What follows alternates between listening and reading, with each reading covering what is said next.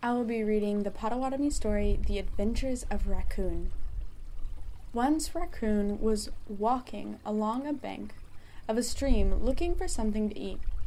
He was very hungry, but he found nothing. At last he came to a watering hole and examined it. He saw tracks at the edge and followed them until he came to a wigwam. He wondered what it was, so he approached it quietly. He peeped in at the door and saw 3 old blind women cooking at a fire. Raccoon was a little afraid of them, but the food smelled so good that he ran around the lodge and came back again to the door with his mouth watering. He saw them take the pot off the fire and put the food into large wooden bowls. This tempted Raccoon a great deal.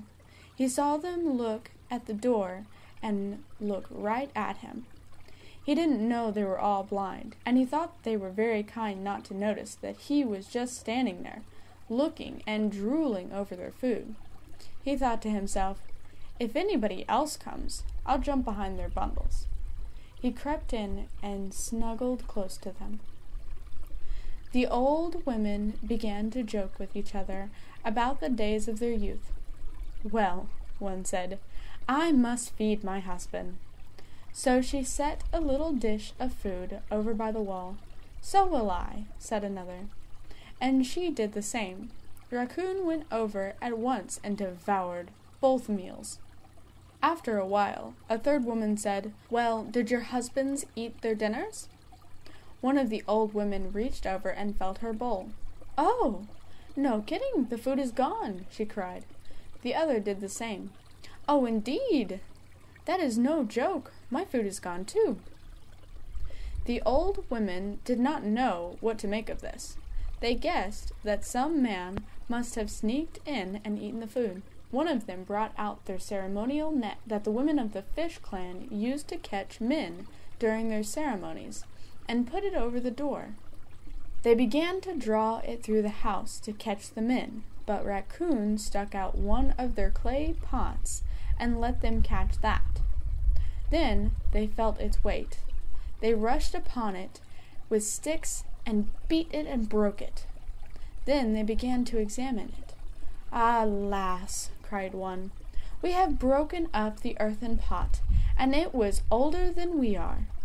Watching his opportunity, Raccoon darted from the house and made off with a full belly, wondering how he could gain entrance again when the old women had calmed down, and still be able to escape.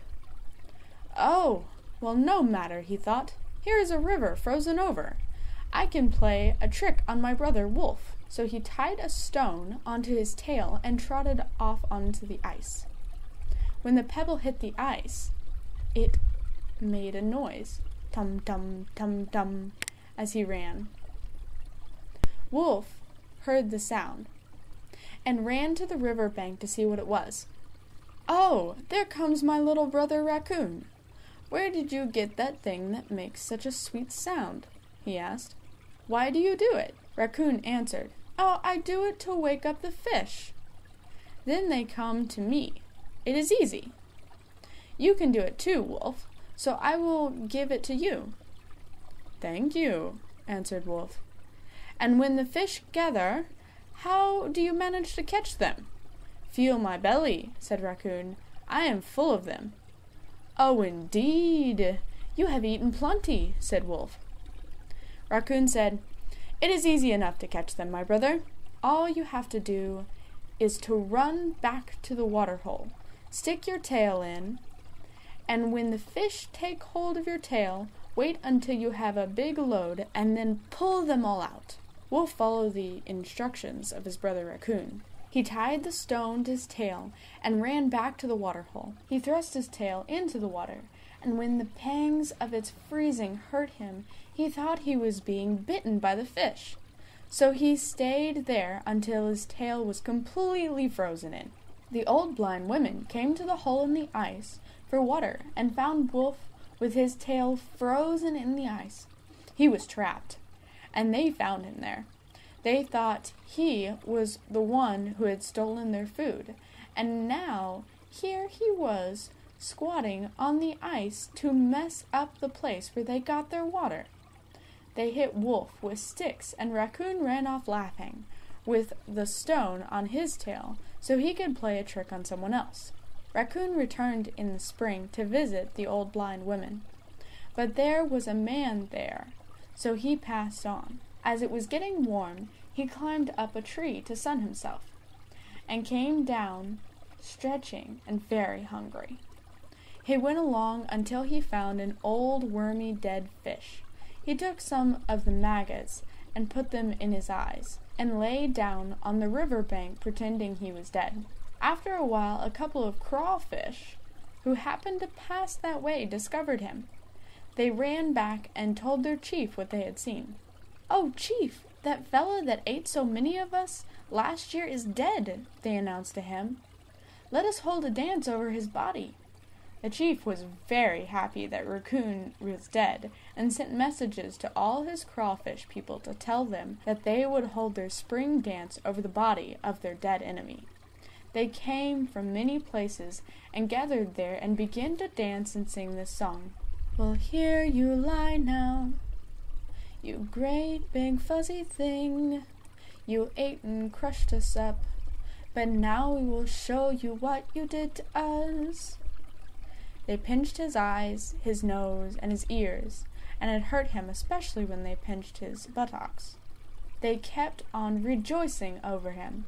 At last Raccoon thought that there were enough within reach, so he sprang up and crushed them with his jaws.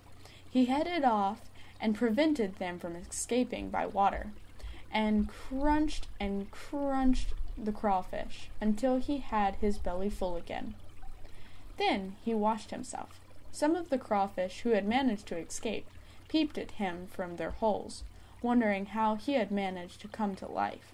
There was one very large green crawfish among them. The raccoon sprang at him.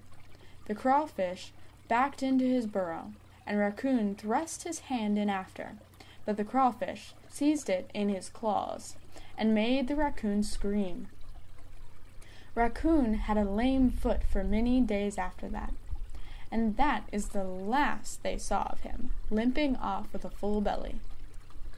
Wolf finally got over his anger at Raccoon and called him his brother once again. He and all his tribe searched for Raccoon to make peace with him. Meanwhile, Raccoon, on his travels as usual, found a lot of berries and made a cake of them, which he carried with him to give to Wolf as an apology when they met. At last they did meet, and Raccoon put down the cake and got off to one side of the trail. "Where have you been, my brother Wolf?" he asked. "I have been hunting for food, my brother Raccoon," said the wolf. Raccoon answered, "Oh, so have I. I haven't had much luck, but I found some berries. Here is a cake of them pounded up, if you would like to try them." The wolf accepted his invitation, and then said, "I have a little lunch set aside too, if you would like to try it." Raccoon curiously followed Wolf, and found that he also had some berries, but Wolf had pounded his dung up with them. Raccoon ate the berry cake, while Wolf rolled over and over and laughed because Raccoon got very sick. As soon as he discovered what Wolf had done, he vomited and rushed for some water to drink. As soon as he could speak, Raccoon cried out, "Listen, Wolf, I'll get you for this." Wolf didn't believe this for a minute, and chased Raccoon up a tree. Wolf said, "You have escaped me for now, but I will wait here until you come down." Raccoon went to sleep in the tree, and when he woke up he saw that Wolf had fallen asleep at the bottom of the tree. Raccoon climbed down slowly and quietly, and when he was on the ground, he saw that Wolf was sound asleep and would not wake up easily.